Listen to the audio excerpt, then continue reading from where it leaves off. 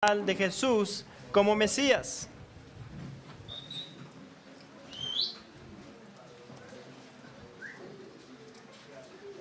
Y vamos a hablar de la curación del siervo del centurión. La curación del siervo centurión. Ya se desconectó. Bueno.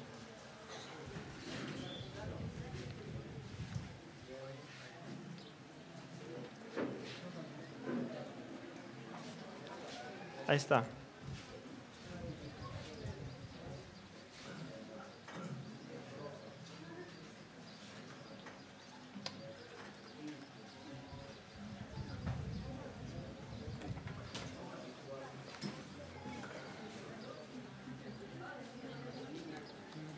Sigue resbalando, hermano. Sí. A lo mejor ponerla a ver. Está muy pesada. Sí, es muy pesado. Ahí está. ¿Allí? ¿Está bien? Ahí está bien.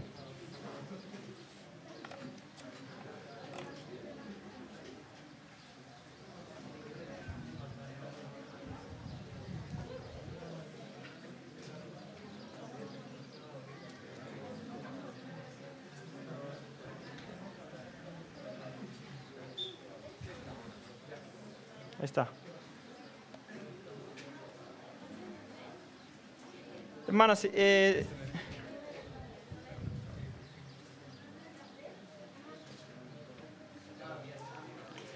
quiere leer Mateo 8, 5 al 13 y también Lucas, no lo vamos a leer Lucas 7, 1 al 10, pero lo vamos a ver, lo vamos a comparar los dos, cómo armonizan los dos, pero por lo pronto Mateo 8, 5 al 13. Entrando Jesús en Capernaum, vino a él un centurión rogándole y diciendo: Señor, mi criado está postrado en casa, paralítico, gravemente atormentado. Y Jesús le dijo: Yo iré y le sanaré. Respondiendo el centurión le dijo: Señor, no soy digno de que antes bajo mi techo, Y Jesús le dijo: yo iré y le sanaré. Respondió el centurión y dijo: Señor, no soy digno de que entres bajo mi techo, solamente di la palabra y mi criado sanará. Porque también yo soy hombre bajo autoridad y tengo bajo mis órdenes soldados, y digo a este: ve y va, y al otro: ven y viene, y a mi siervo: haz esto, y lo hace. Al oírlo Jesús se maravilló y dijo a los que le seguían: de cierto os digo que ni aun en Israel he hallado tanta fe. Yo os digo que vendrán muchos del oriente y del occidente y se sentarán con Abraham e Isaac y Jacob en el reino de los cielos.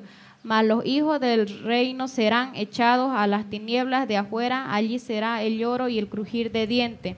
Entonces Jesús le dijo al centurión: ve y como creíste te sea hecho. Y su criado fue sanado en aquella misma hora. Mateo colocó este relato temáticamente después de la curación del leproso con el fin de demostrar la autoridad del Señor. Lo puso temáticamente, no era cronológico. Y también, como hemos visto, el enfoque no es en la sanación. Vamos a ver en qué es el enfoque, pero no fue en la sanación.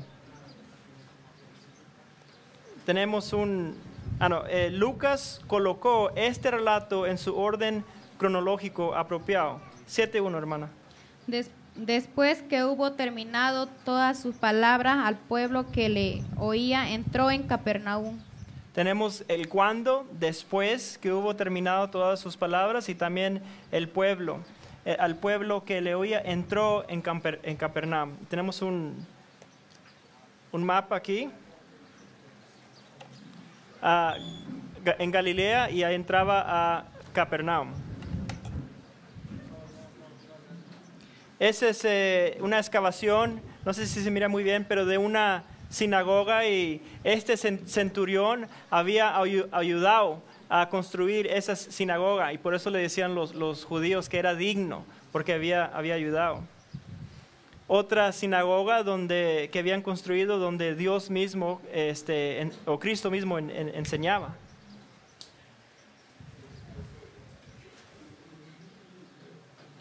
Como comandante de un centenar de hombres, de 100 hombres, El centurión entendía la autoridad.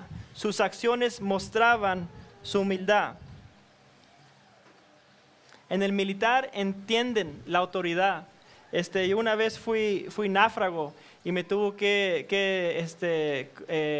rescatar la guardia costal de ahí de los Estados Unidos. Y vinieron en una lancha muy grande y ya me metí al agua y me tiraron un mecate y agarré del mecate y me tiraron al barco. Como 3 hombres me levantaron como un pez al barco. Y era como, yo creo, como 40 Fahrenheit, pero yo creo eran como 10 o 12 Celsius. Así es que estaba bien frío y el agua todavía más fría. Yo nada más tenía un par de cortes y una camiseta y me llevaron a su estación. Y había una persona de autoridad, era el militar, y decía, tráele a este hombre ropa. Y en 5 segundos había un muchacho más joven que respetaba la autoridad y tenía ahí como 3 diferentes tipos de ropa que podría yo escoger. Tráele a este hombre un café para que poder calentarse su cuerpo. Y en 2 minutos, no sé cómo le hicieron, pero ahí me traían el café.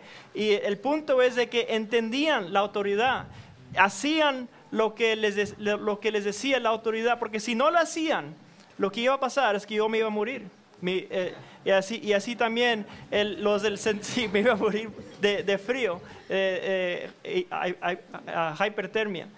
Y así el centurión ese reconoce la autoridad. Si el centurión dice que hagan algo y no lo hacen, lo que puede pasar es la muerte y se tiene que hacer de inmediato. Y él sabía que Cristo era la autoridad. Y si no hacen lo que Cristo dice, puede haber muerte, puede haber separación de Dios.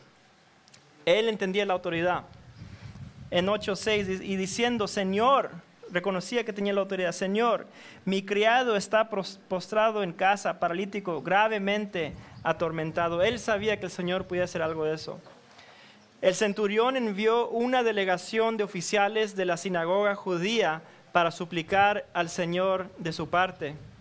Fíjese cómo dice Mateo aquí. Entrando Jesús en Capernaum, vino a él un centurión. Dice que fue el centurión. Y vamos a ver en Lucas qué dice, hermana, 7:3.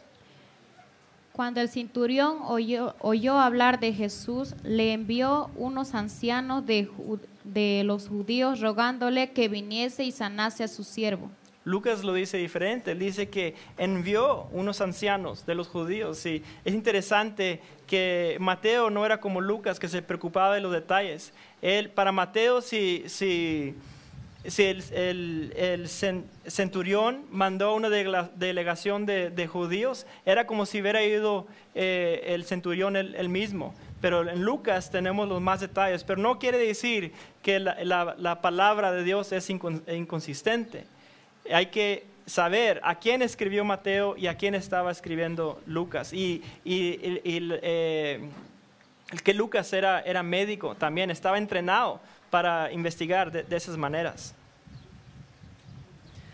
Mateo, cuyo evangelio enfatizó el rechazo general de Jesús por parte de los judíos religiosos, resumió el evento. En Mateo nada más tenemos un resumen del evento.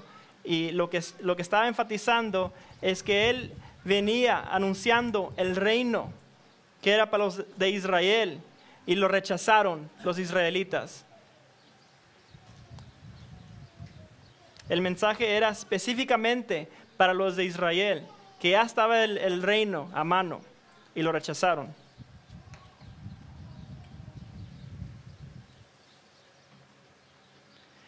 Jesús estuvo dispuesto a sanar al siervo del centurión. Y Jesús le dijo, yo iré y le sanaré. Iba a ir a la casa, aunque no tenía que ir a la casa. Ya sabemos que Cristo podía sanar de lejos. Pero él estaba dispuesto de ir. El centurión sabía que al entrar en su casa causaría más problemas a Jesús. También entendió que el poder sanador de Dios no requería su presencia. Él sabía, él tenía fe que no tenía que estar Jesús ahí. Y que iban a haber problemas cuando iban a ver a a Cristo, a Jesús, entrar a la casa de un gentil.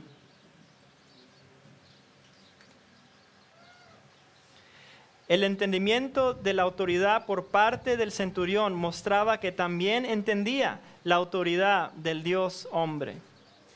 El 9, hermana, de Mateo 8:9.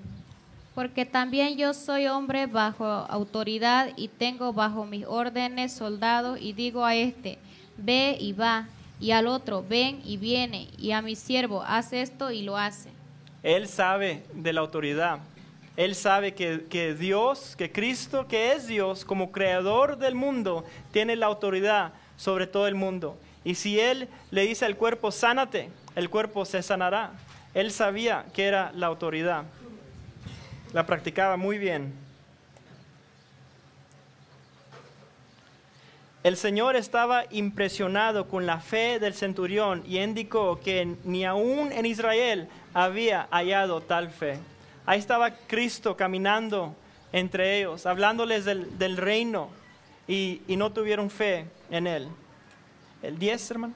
Al oírlo Jesús se maravilló y dijo a los que le seguían, de cierto os digo que ni aún en Israel he hallado tanta fe. Ni aún en Israel era hallado tanta fe. Y estaba anunciando el reino a los de Israel. La declaración, y os digo que vendrán muchos del oriente y del occidente, enfatizó que Él vino a salvar a todo el mundo, incluyendo también a los gentiles. Venía anunciando el rey, el reino de Israel, pero también vino a salvar a todo el mundo. Y el 11, hermana. Y os digo que vendrán muchos del oriente y del occidente y se sentarán con Abraham e Isaac y Jacob en el reino de los cielos. El 12 también. Mas los hijos del reino serán echados a las tinieblas de afuera, allí será el lloro y el crujir de dientes. Ahí será el lloro y el crujir de dientes. Se aplica a Israel. Los que eran los hijos del reino, que era Israel, serán echados a las tinieblas de afuera. Pero también vemos que es para todo el mundo. En versículo 11, yo os digo que vendrán muchos del oriente y del occidente. ¿A dónde comienza el oriente y dónde comienza el occidente? No tienen empiezo, abarca todo el mundo. Puedes ir siguiendo al occidente y nunca vas a llegar hasta el fin del occidente, igual al oriente. Así es que abarca todo el mundo. Vino a dar la salvación a todo el mundo. Y a Israel, junto con Israel, no nada más a Israel. Los hijos del reino eran judíos, que poseían la relación del pacto en Abraham y que deberían ser los herederos del reino. Sin embargo,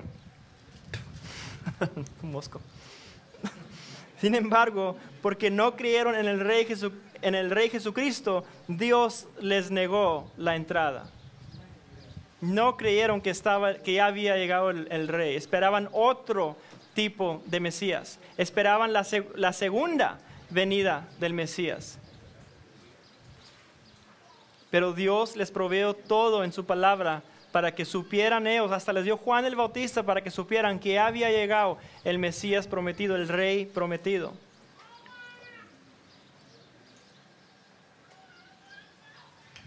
Curiosamente, los escritores de los evangelios no enfatizaron el acto milagroso de la sanación, sino más bien las conversaciones que lo rodearon.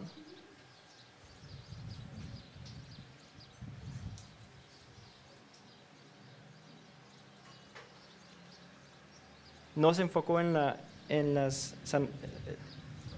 sanación. Y ahora de Capernaum se va a ir a Naín. De Capernaum se va a ir a Naín.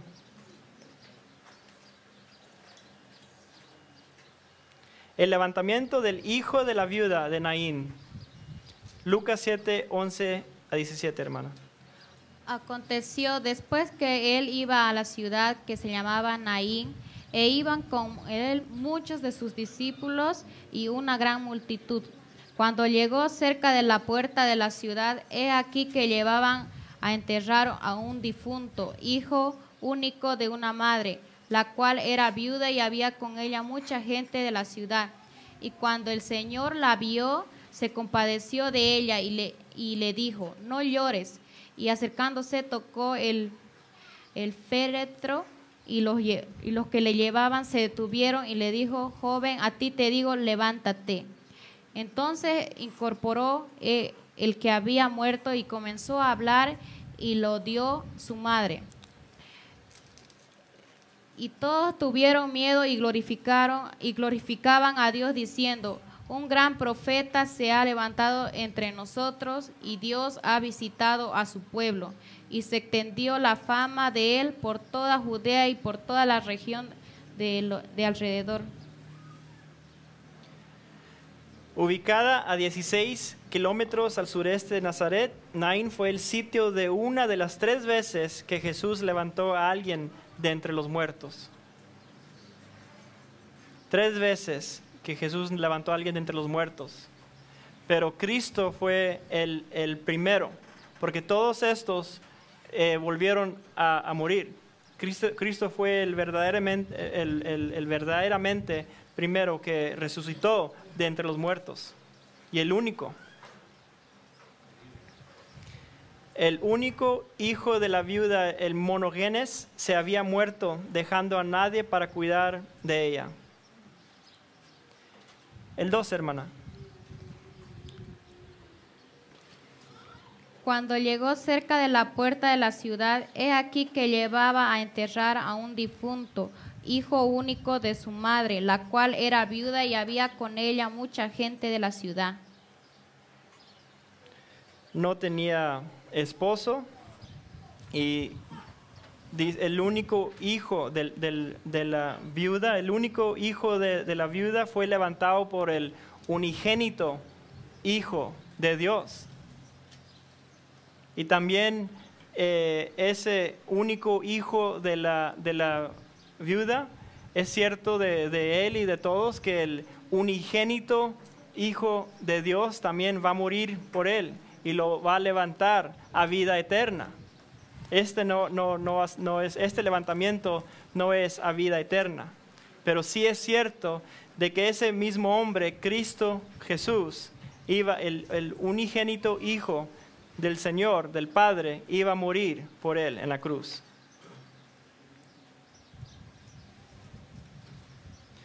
La compasión de Jesús vino de su conocimiento de que la muerte no es normal, sino el resultado de la rebelión pecaminosa del hombre. Génesis 2, 15 a 17. Tomó pues Jehová Dios al hombre y lo puso en el huerto del Edén para que lo labrara y lo guardase. Y mandó Jehová Dios al hombre diciendo, de todo árbol del huerto podrás comer, mas del árbol de la ciencia del bien y del mal no comerás, porque el día que la comieres ciertamente morirás. Ciertamente morirás. Ahora capítulo 3, 16 a 19. No era algo que Dios tenía planeado para la humanidad. Era causa de nuestro pecado.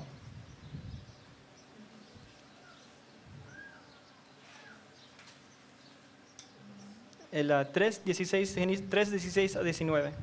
A la mujer dijo, multiplicaré en gran manera los dolores en tus preñeces, con dolor darás a luz los hijos y tu deseo será para tu marido y él se enseñoreará de ti. Y al hombre dijo, por cuanto obedeciste a la voz de tu mujer y comiste del árbol de que te mandé, diciendo no comerás de él, maldita será la tierra por tu causa, con dolor comerás de ella todos los días de tu vida. Espinos y cardos te producirá y comerás plantas del campo.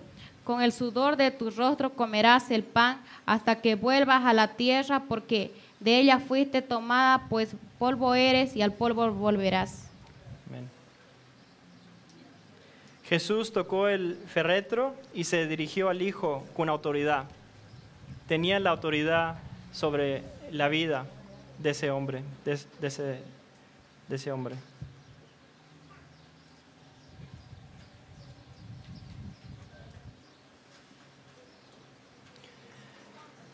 El Hijo fue restaurado instantáneamente a la vida.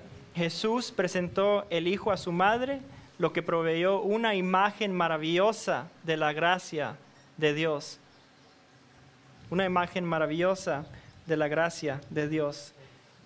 2 de Corintios 9:15.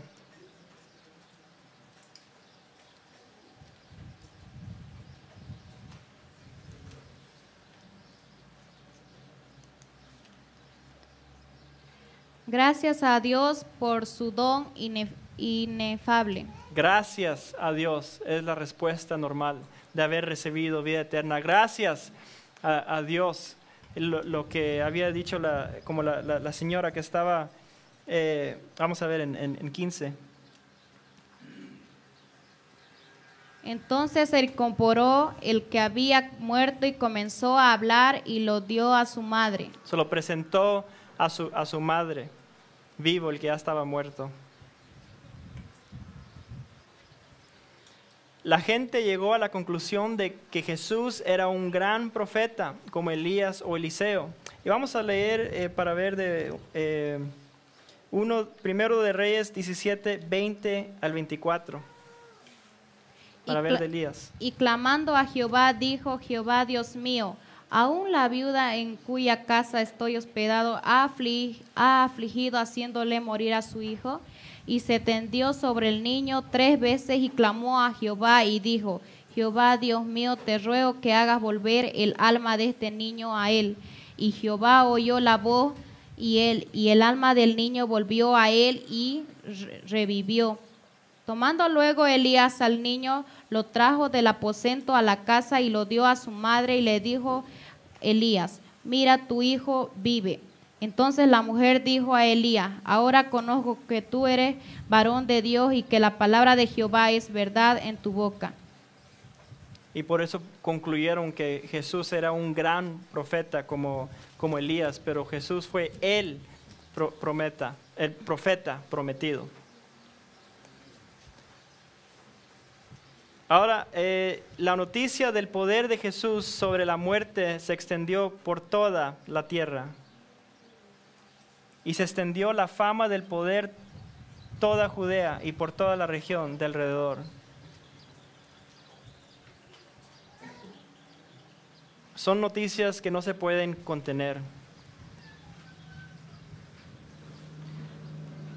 Vamos a hablar un poco del monogenes. Juan usó monogenes como título del Señor Jesucristo. Juan 1:14. Si lo puede leer, hermana. El unigénito.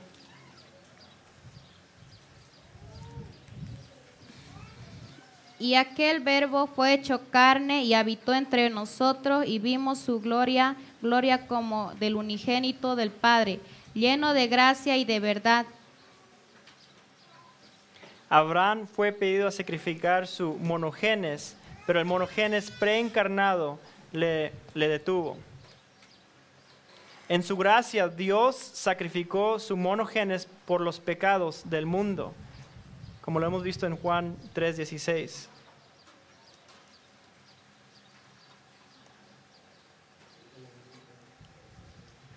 La instrucción de los 12. Si puede leer Mateo 9:35 al 38. Recorría Jesús todas las ciudades y aldeas, enseñando en las sinagogas de ellos y predicando el evangelio del reino y sanando toda enfermedad y toda dolencia en el pueblo. Y al ver las multitudes, tuvo compasión de ellas porque estaban desamparadas y dispersas como ovejas que no tienen pastor. Entonces dijo a sus discípulos: a la verdad la mies es mucha, mas los obreros pocos. Rogad pues al Señor de la mies que envíe obreros a su mies. Estaba predicando el evangelio del reino a Israel. Estos versículos enfatizan la preocupación personal de Jesús por la gente. Al ver las multitudes, tuvo compasión de ellas porque estaban desamparadas y dispersas como ovejas que no tenían pastor, ovejas que eran atacados por los lobos religiosos, ovejas que estaban vulnerables.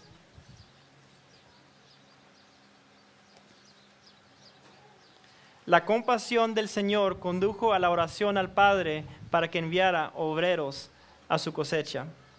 El 37 y 38, hermana. Entonces dijo a sus discípulos: a la verdad, la mies es mucha, mas los obreros pocos. Rogad pues al Señor de la mies que envíe obreros a su mies. Que envíe obreros a su mies. En Mateo 10, vamos a leer Mateo 10, 1 al 4. Entonces, llamando a sus 12 discípulos, les dio autoridad sobre los espíritus inmundos para que los echase fuera y para sanar toda enfermedad y toda dolencia. Los nombres de los 12 apóstoles son estos. Primero, Simón, llamado Pedro, y Andrés su hermano, Jacobo, hijo de Zebedeo, y Juan su hermano, Felipe, Bartolomé, Tomás, Mateo el publicano, Jacobo el hijo de Alfeo, Lebeo por sobrenombre Tadeo, Simón el cananista y Judas el Iscariote, el que también le entregó. El que le entregó. Perdón. No, nomás lo leí. No. Jesús delegó su autoridad a los 12, quienes demostrarían dicha autoridad haciendo milagros similares a los suyos. Dios les dio el poder. Así es que ahora eran apóstoles, ya habían sido mandados por Dios. Apóstoles.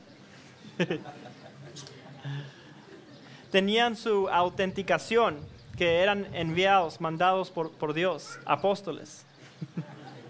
Ya no discípulos, apóstoles, directamente mandados por Dios. Dios los mandó, Cristo los mandó y les dio el poder. Y ahora muchos que están caminando en este mundo se claman ellos mismos ser apóstoles, pero no son directamente enviados por el Señor, no son directamente mandados por el Señor como eran estos discípulos. La misión de los 12 se relacionó exclusivamente en la oferta del reino a la nación de Israel.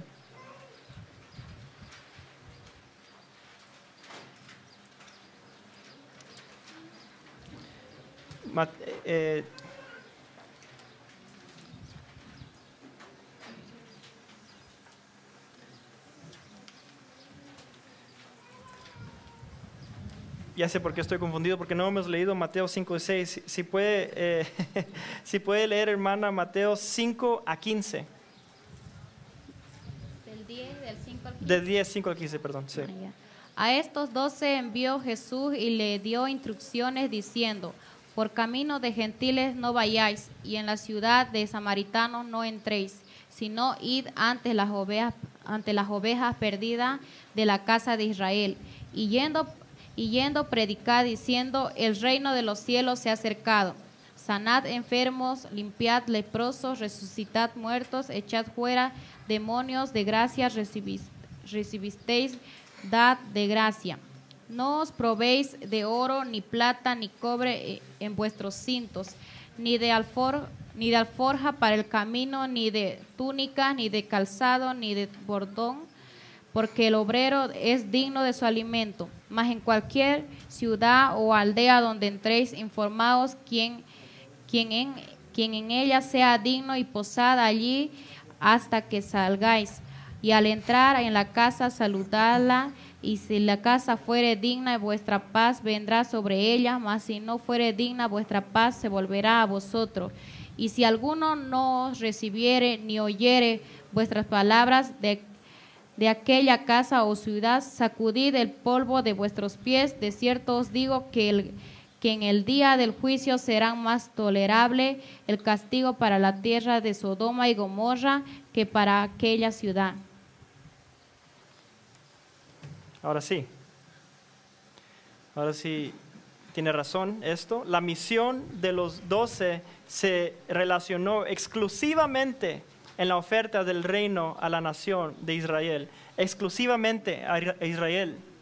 Dice: por camino de gentiles no vayáis, y en ciudad de samaritanos no entréis. No era este mensaje del reino para los gentiles, no era para los samaritanos. Así es que es bien importante cuando estamos leyendo esto de no confundir, de no mezclar lo que era para Israel con lo que es para la iglesia. Cosas que eran para Israel eran exclusivamente para Israel, no para la iglesia. ¿Dónde comenzó la iglesia? ¿Qué tenemos para la iglesia? En Hechos. Hechos 1 a 8, hermana.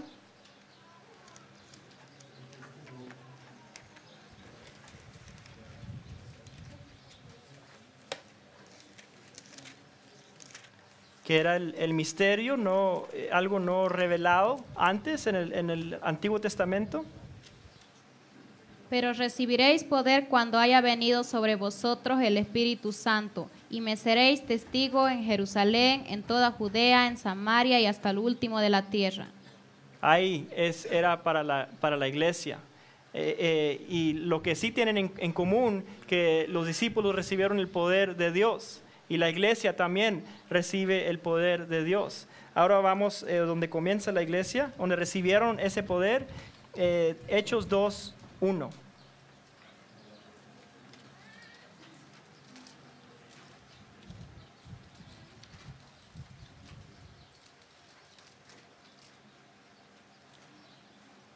Cuando llegó el día de Pentecostés, estaban todos unánimes juntos. Recibieron el poder y entonces ya comenzaron a predicar. Entonces ya se comenzó a edificar la iglesia cuando Pedro hizo el primer sermón. Así es que la misión de los 12 se relacionó exclusivamente en la oferta del reino a la nación de Israel. Y es importante entender eso, tener eso en mente en las Escrituras, especialmente en el Nuevo Testamento.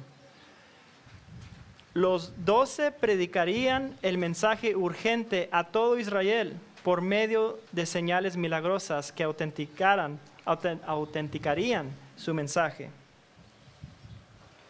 Los milagros no eran lo que eran importantes, era el mensaje que era importante, no los milagros. Los milagros nada más les daban la autenticación, les daban la credibilidad que eran mandados por Dios. Los 12 determinarían la dignidad de una ciudad por su respuesta al mensaje de que el reino de los cielos se había acercado. No era su responsabilidad, no era la responsabilidad de los apóstoles que hacerlos entender.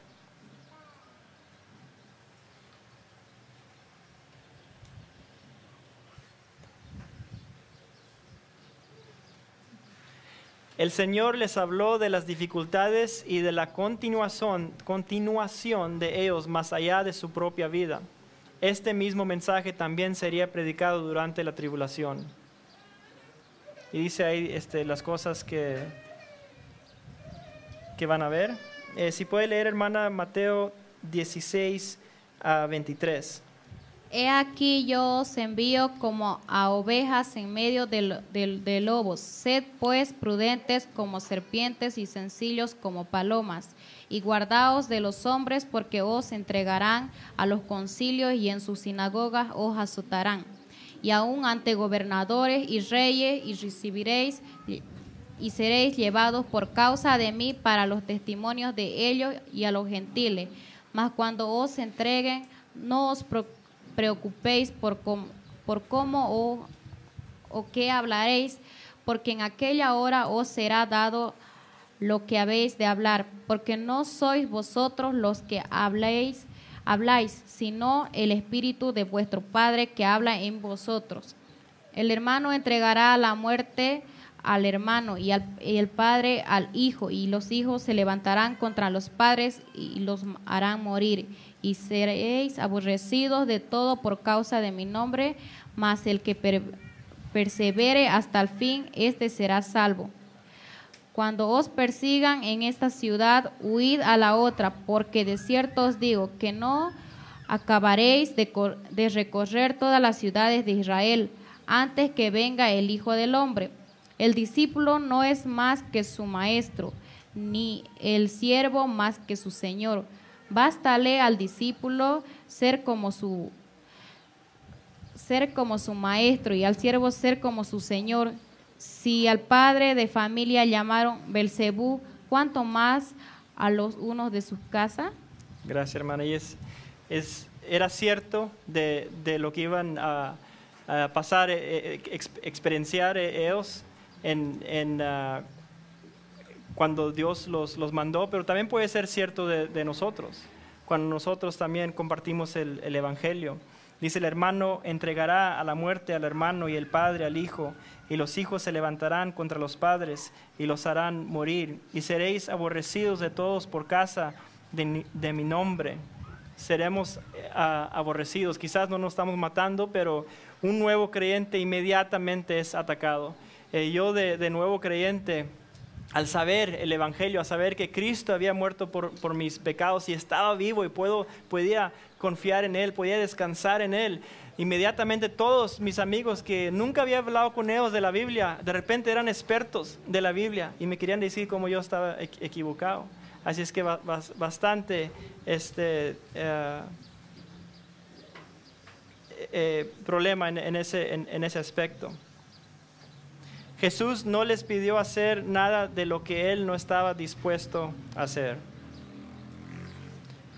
El discípulo no es más que su maestro, ni el siervo más que un señor. Ya vemos que Él fue obediente hasta la muerte.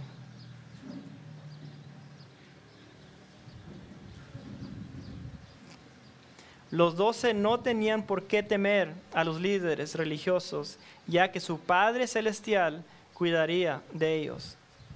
No había que temer. Mateo 10:28, hermano. Y no temáis a los que matan el cuerpo, mas el alma no puede matar. Temed más bien a aquel que puede destruir el alma y el cuerpo en el infierno. Temer a aquel que puede destruir el alma. Hoy en día la palabra de Dios divide a la gente de la misma manera que la presencia de Jesús dividió a la gente durante su vida terrenal. Familias se dividen por la palabra de Dios, porque rechazan la verdad. Quizás iglesias también se dividen. Quizás algunos de ustedes lo han experimentado en su propia iglesia. Yo lo he experimentado en mi propia iglesia, cuando hablamos de que la santificación no es por obras, no vivimos la vida cristiana por obras, casa o división. ¿Cómo vas a decir que no vivo la vida cristiana por obras? Bueno, ¿cómo me vas a decir? Yo les respuesto, ¿cómo me vas a decir a mí que fui salvo por gracia mediante la fe y ahora voy a vivir de otra manera? Dejo la gracia allá y vivo ahora por obras. Y esas verdades dividen familias, dividen la iglesia.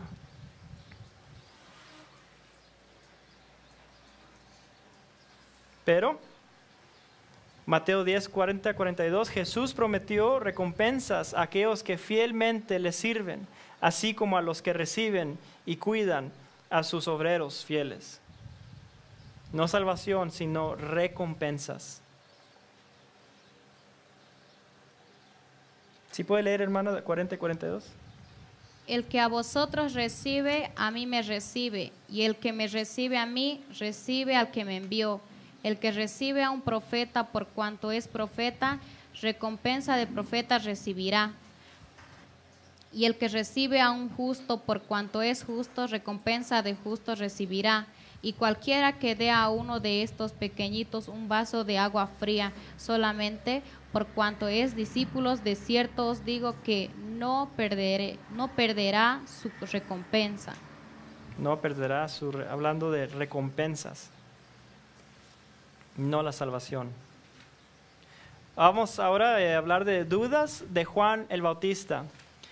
Las dudas de Juan el Bautista y la respuesta de Jesús. Y me gusta a mí la respuesta de Jesús, es muy interesante y es una respuesta que quizás vemos en toda la Biblia. La vemos en Efesios, la vemos en Tito, la respuesta en Romanos, claro, la respuesta de Jesús que tenemos aquí en Mateo 11, 1 al 11, si lo puede leer, hermana. Cuando Jesús terminó de dar instrucciones a sus 12 discípulos, se fue de allí a enseñar y a predicar en las ciudades de ellos. Y al oír Juan en la cárcel los hechos de Cristo, les envió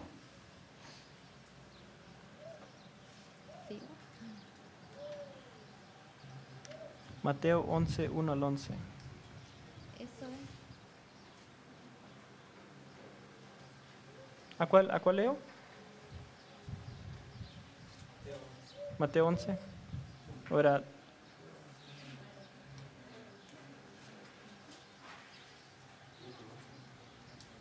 era cuando Jesús terminó de dar instrucciones a sus 12 discípulos, se fue de ahí a enseñar a predicar en las ciudades de ellos.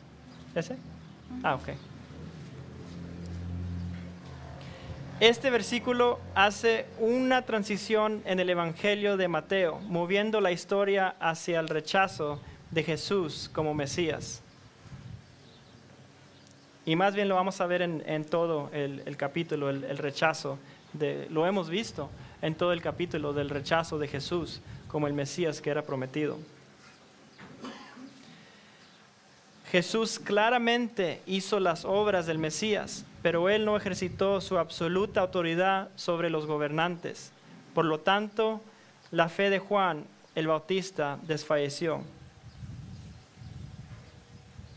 Dice versículo 2, y al oír Juan en la cárcel los hechos de Cristo, le envió 2 de sus discípulos para preguntarle, ¿eres tú aquel que había de venir o esperemos a otro?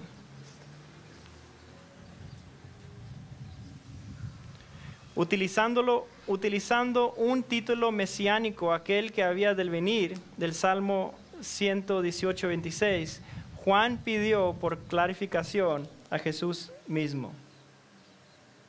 Así es que vemos que la fe de Juan el Bautista desfalleció. Y nos puede pasar a todos, hermanos. Toda nuestra fe puede ser débiles en cualquier momento. Pero Juan el Bautista hizo lo que debería de ser. No se buscó entre él mismo, sino fue a Cristo y le preguntó a Cristo. ¿Y nosotros qué hacemos? También vamos a Dios, vamos a la palabra de Dios. Cuando sentimos que nos estamos débiles de la fe, vamos a la palabra de Dios. ¿Y qué nos dice la palabra de Dios sobre quién somos nosotros? Jesús no tenía más evidencia para Juan que la que ya había dado a la nación.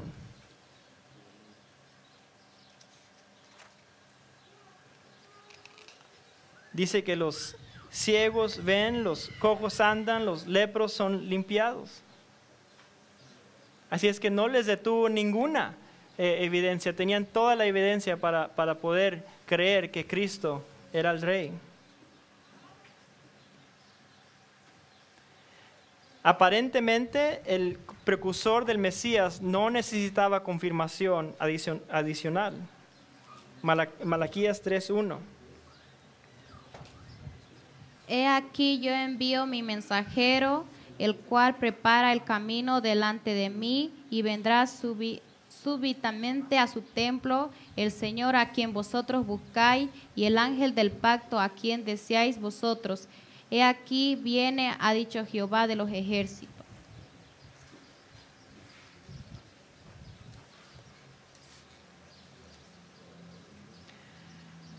Jesús elogió a Juan el Bautista.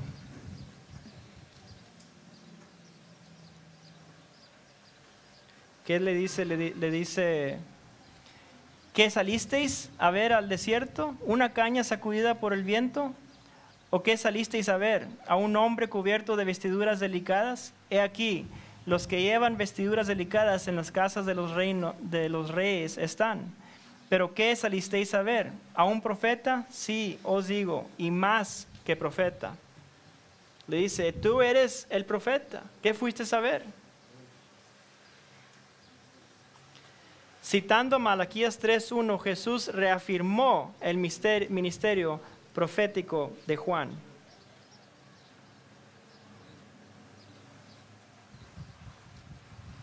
Porque este es de quien está escrito, le dice a Juan, para animarlo, le dice, este eres tú, Juan, y está escrito esto de ti, tú eres el profeta. Le dice, he aquí, yo envío mi mensajero, era el mensajero de Cristo, mi mensajero delante de tu faz, el cual preparará tu camino delante de ti. le da el recordatorio a Juan el Bautista de quién es él. Tú eres el profeta, mi profeta que escogí para que anunciara que iba a llegar a este mundo. Estaba débil en su fe, hasta tanto débil que le preguntó, ¿eres tú el Cristo? Y Cristo lo llevó atrás, lo regresó y le dijo, no lo regañó, sino le dijo, este eres tú eres esta persona. Y Dios nos dice lo mismo también a nosotros, cuando nuestra fe está débil, nos dice, tú no eres esta persona, tú eres esta persona, eres Cristo, tienes Cristo en ti, perdón. Romanos 6:11, vamos a verlo.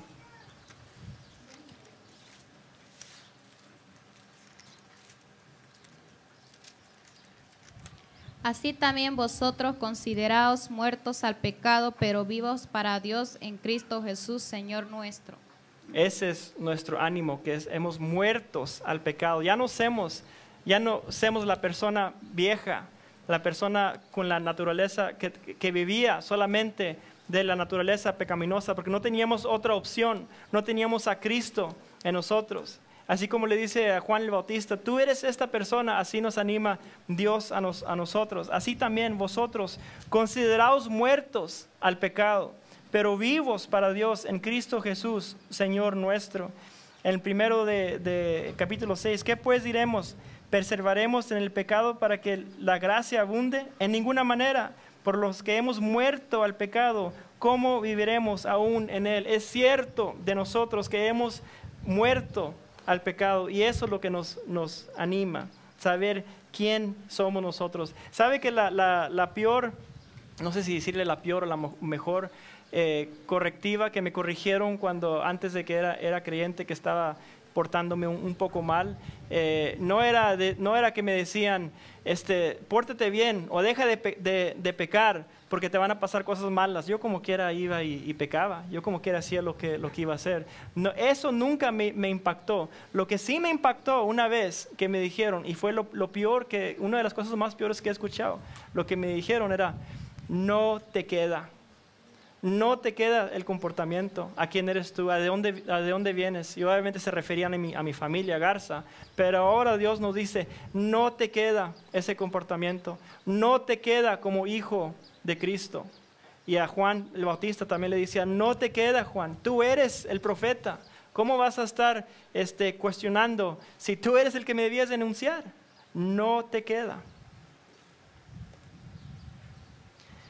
Esta declaración indicó que el reino no había llegado aún. De cierto os digo, entre los que nacen de mujer no se ha levantado otro mayor que Juan el Bautista, pero el más pequeño en el reino de los cielos mayor es que él.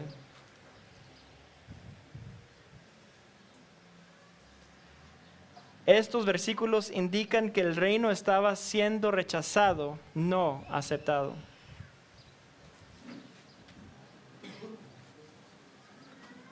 Si puede leer, hermana, nada más 11, 18 y 19 de Mateo 11, 18 y 19. Porque vino Juan que ni comía ni bebía, y dicen, demonio tiene. Vino el Hijo del Hombre que come y bebe, y dice, he aquí un hombre comilón y bebedor de vino, amigo de publicanos y de pecadores, pero la sabiduría es justificada por sus hijos. En vez de ver el Mesías, el Hijo de Dios, que era hombre también, he aquí un hombre comilón, bebedor de vino, amigo de publicanos y de pecadores. No lo reconocieron como Cristo, así es que estaba rechazado el reino. Vamos a ver aquí lo que el ofrecimiento del reino, cómo se hubiera visto si en ese tiempo los israelitas sí hubieran aceptado, si hubieran dicho, este sí es el rey, el Mesías prometido. Estamos en los tiempos de los gentiles, hasta Israel, hasta Abraham. Y luego tenemos la unión hipostática, cuando Cristo vino al mundo como hombre. Historia potencial es la palabra que gustaba, es potencial si Israel hubiera aceptado a Jesús como Mesías. Y sabemos que no lo aceptó, pero vamos a ver la potencial si Israel hubiera aceptado a Jesús como Mesías. Entonces tenemos los gentiles y luego tenemos Israel que vienen de Abraham y luego vino Cristo. ¿Qué hubiera pasado? Bueno, Cristo como quiera hubiera muerto en la cruz. Como quiera tenía que dar su vida para el pecado. Tenía que ser el sacrificio. Hubieran visto 7 años de tribulación y viene el reino mesiánico. Y ahora la historia actual. Israel rechazó a Cristo como Mesías. ¿Qué es lo que pasó? Claro que Cristo murió en la cruz, pagó por nuestros pecados. Y ahora lo que tenemos es la iglesia, como lo vemos en Hechos. Tenemos la iglesia, que es el misterio que no se había revelado en el Antiguo Testamento. La iglesia no era algo nuevo que Dios había planeado, Dios ya sabía todo, pero esa es la historia actual que tenemos. Así es que ahora Dios usa la iglesia para edificar el cuerpo de Cristo. Dios nos está usando a nosotros y qué privilegio que Dios nos pueda usar a nosotros para edificar su iglesia.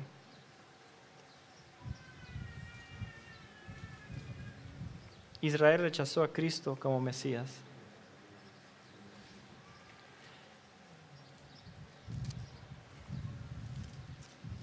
Hay sobre las ciudades impenitentes, las aflicciones sobre las ciudades en las que Jesús realizó la mayoría de los milagros. Si puede leer Mateo 11, 20 al 24.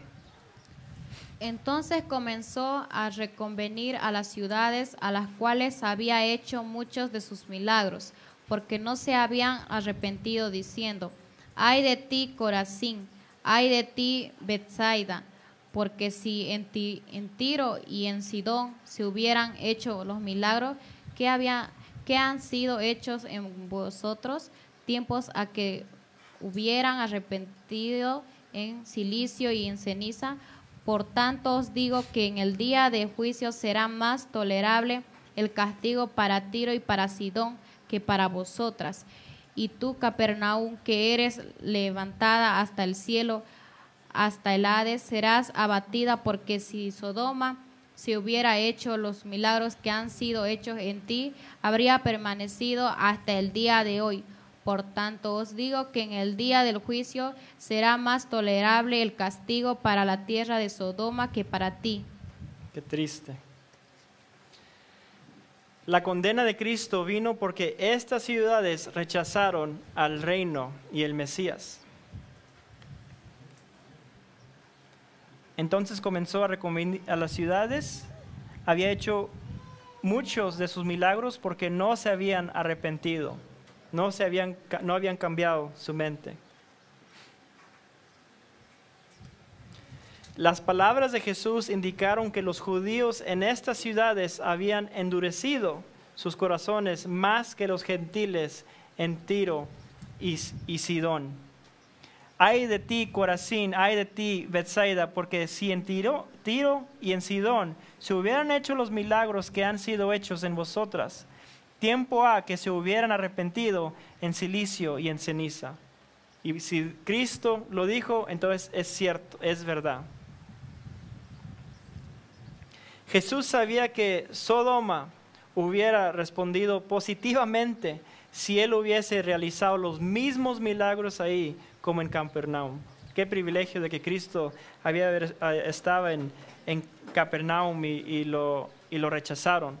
Pero si hubiera hecho lo mismo en Sodoma, que estaba lleno de gente mala, que no había ni cuántos 10 o no sé cuántos que habían dignos, y Cristo nos dice que hubiera respondido positivamente.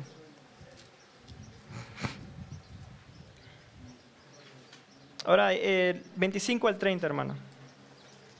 En aquel tiempo respondiendo Jesús dijo, Te alabo, Padre, Señor del cielo y la tierra, porque escondiste estas cosas de los sabios y de los entendidos y las revelaste a los niños. Sí, Padre, porque así te agrado. Todas las cosas me fueron entregadas por mi Padre, y nadie conoce al Hijo sino el Padre, ni el Padre conoce a alguno sino el Hijo y aquel a quien el Hijo lo quiera revelar. Venid a mí todos los que estáis trabajados y cargados, y yo os haré descansar. Llevad mi yugo sobre vosotros y aprended de mí, que soy manso y humilde de corazón, y hallaréis descanso para vuestras almas, porque mi yugo es fácil y ligera mi carga. Bueno, ya quedó claro de que Israel rechazó al Mesías, y ahora hay un cambio de tono aquí. El tono de Cristo cambió de uno de condenación en los versículos anteriores a uno de invitación a sus oyentes para venir a Él. Lleva mi yugo sobre vosotros, los está invitando. Nadie puede conocer al Padre sino por el Hijo. El Hijo quiere revelar al Padre a todos los que vienen a Él en fe. Juan 17, 25 y 26. Padre justo, el mundo no te ha conocido, pero yo te he conocido, y estos han conocido que tú me enviaste. Y les he dado a conocer tu nombre, y lo daré a conocer aún, para que el amor con que me has amado esté en ellos y yo en ellos. Amén.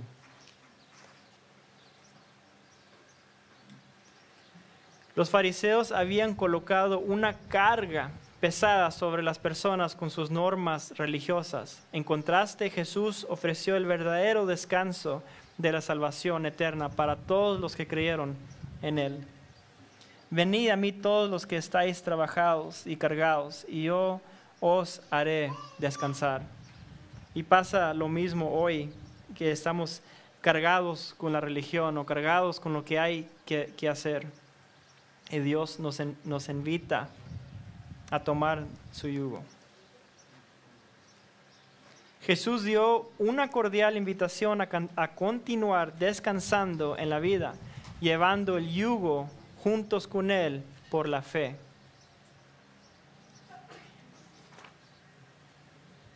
Fácil y ligera mi carga. No solo para la salvación, sino para la vida cristiana.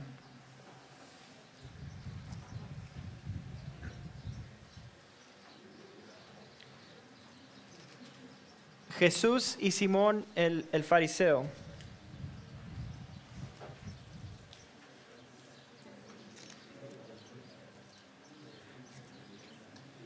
Si puede leer, hermana, Lucas 7, 36 al 39. Uno de los fariseos rogó a Jesús que comiese con él, y habiendo entrado en casa del fariseo, se sentó a la mesa. Entonces una mujer de la ciudad, que era pecadora, al saber que Jesús estaba a la mesa en casa del fariseo, trajo un frasco de alabastro con perfume, y estando detrás de él a sus pies, llorando, comenzó a regar con lágrimas sus pies, y los enjuagaba con sus cabellos, y besaba sus pies y los ungía con el perfume. Cuando vio esto el fariseo que le había convidado, dijo para sí: si fuere profeta, conocería quién y qué clase de mujer es la que le toca, que es pecadora. Dice, si fuera profeta. En lugar de Simón sentirse honrado con la presencia de Jesús en su casa, él pensó que Jesús debería sentirse honrado al estar en casa de un fariseo. Los pensamientos de Simón revelaron su verdadera actitud frente a Jesús, que le dijo, si fuera profeta.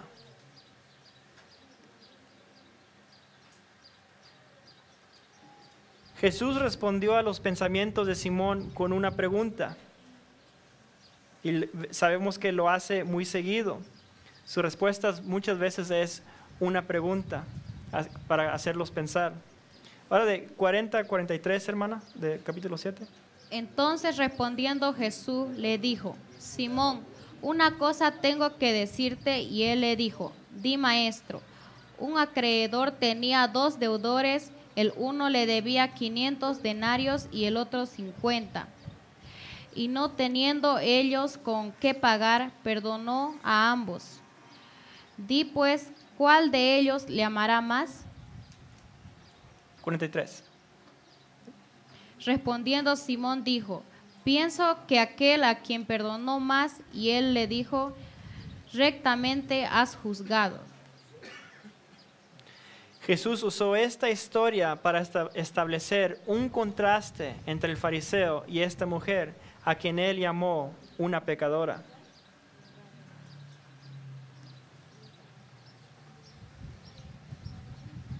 Simón no le mostró a Jesús ningún honor, pero sí lo hizo la mujer. ¿Ves esta mujer? Entré en tu casa y no me diste agua para mis pies, mas esta ha regado mis pies con lágrimas y los ha enjugado con sus cabellos. No me diste beso, mas esta desde que entré no ha cesado de besar mis pies. No ungiste mi cabeza con aceite, mas esta ha ungido con perfume mis pies. No mostró ningún honor. Jesús hizo una proclamación de deidad al afirmar su autoridad para perdonar pecados. 48, hermano. Y a ella le dijo, tus pecados te son perdonados. Los invitados cuestionaron la autoridad de Jesús para perdonar pecados. 49. Y los que estaban juntamente sentados a la mesa comenzaron a decir entre sí, ¿quién es este que también perdona pecados? Esta mujer podía irse en paz porque había creído en Jesús. 50. Pero él dijo a la mujer, tu fe te ha salvado, ve en paz. Y en Lucas 8, 1 al 3 vemos la segunda viaje de Cristo por Galilea. Seguimos adelante. La blasfemia en la afirmación de que Jesús estaba aliado con Belcebú. Si puede leer Mateo 12, 22 a 32.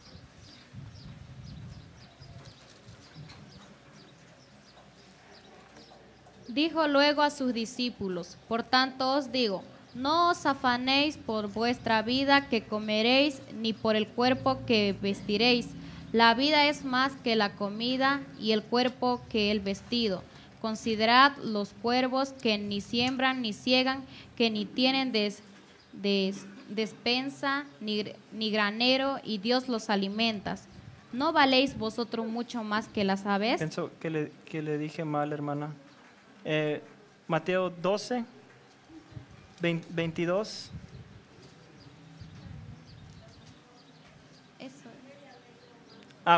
¿Esa era?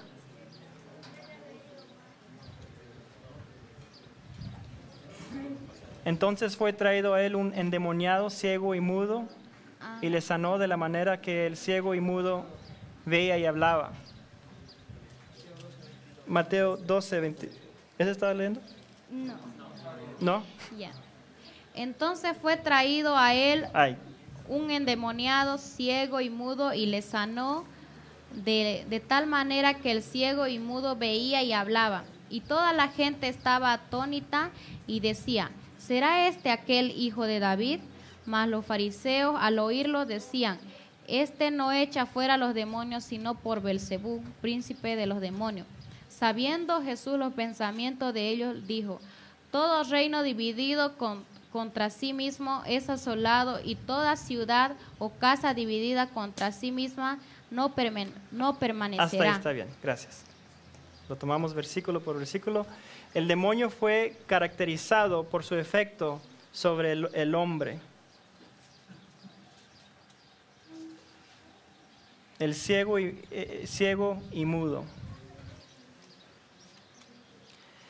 Debido a que los rabinos habían enseñado durante siglos que el Mesías echaría fuera a los demonios mudos, la gente entendió correctamente el milagro. Lo sabían la gente, lo entendió correctamente. Después de haber rechazado a Jesús como el Mesías, los fariseos reaccionaron a la pregunta de la gente, criticando la obra de Dios. Dicen, mas los fariseos al oírlo decían, este no echa fuera a los demonios, sino por Beelzebú. ¿Y qué crítica, por Beelzebú, príncipe de los demonios? Una organización dividida, un reino, una nación, un negocio, un equipo, no puede tener éxito ni vencer a la oposición. Es cierto de cualquier organización, es lo que lo dice Cristo. Todo reino dividido contra sí mismo es asolado, y toda ciudad o casa dividida contra sí misma no permanecerá. Así es que ¿cómo va a estar Cristo aliado con Satanás si estaba sacando demonios? Satanás se derrotaría a sí mismo si él echara fuera demonios. Si fuera de Beelzebub, Satanás se derrotaría a sí mismo si él echara fuera demonios al nombre de Beelzebub. La pregunta de Jesús implicaba su condenación de las acciones de los fariseos. 27, hermana. Y si yo echo fuera los demonios por Beelzebú, ¿por quién los echan vuestros hijos? Por tanto, ellos serán vuestros jueces. Es una cosa que los judíos nunca dirían eso de un judío, y Cristo es judío. Jesús enfatizó que él echó fuera a los demonios por el poder divino, un hecho que mostró que él era el Mesías. Pero si yo por el Espíritu de Dios echo fuera los demonios, ciertamente ha llegado a vosotros el reino de Dios. Ya ha llegado, ya estaba el rey ahí entre ellos. Rechazando la acusación de los fariseos, Jesús ilustró su punto al afirmar que él tenía mayor poder que Satanás. ¿El 29, hermana? Porque ¿cómo puede alguno entrar en la casa del hombre fuerte y saquear sus bienes si primero no le ata? Y entonces podrá saquear su casa. Jesús estaba poniendo el fundamento para su anuncio de juicio especial sobre aquella generación de Israel. El que no es conmigo, contra mí es, y el que conmigo no recoge, desparrama. Era un juicio especial sobre aquella generación de Israel. Cuando los líderes religiosos de Israel acusaron a Jesús de usar el poder de Satanás para echar fuera demonios, ellos blasfemaron contra el Espíritu Santo, rechazando a Jesús como el Mesías.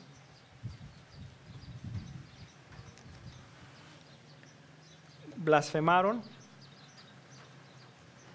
Este pecado fue cometido solo por la generación judía del tiempo de Jesús y ganó un juicio especial que Dios ejecutó en el año 70 después de Cristo. Cometido solo por la generación judía.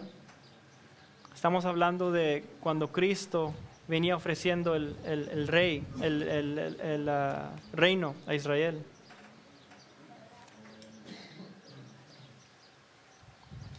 Los líderes religiosos produjeron solo el fruto arrogante de su rectitud, justicia propia, y recibieron el juicio de aquel que condenó su propio sistema de justicia.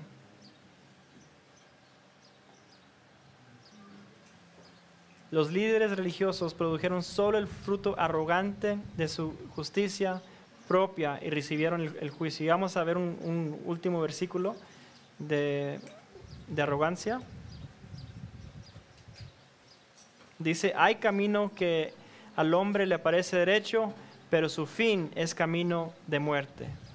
Proverbios 14, 12.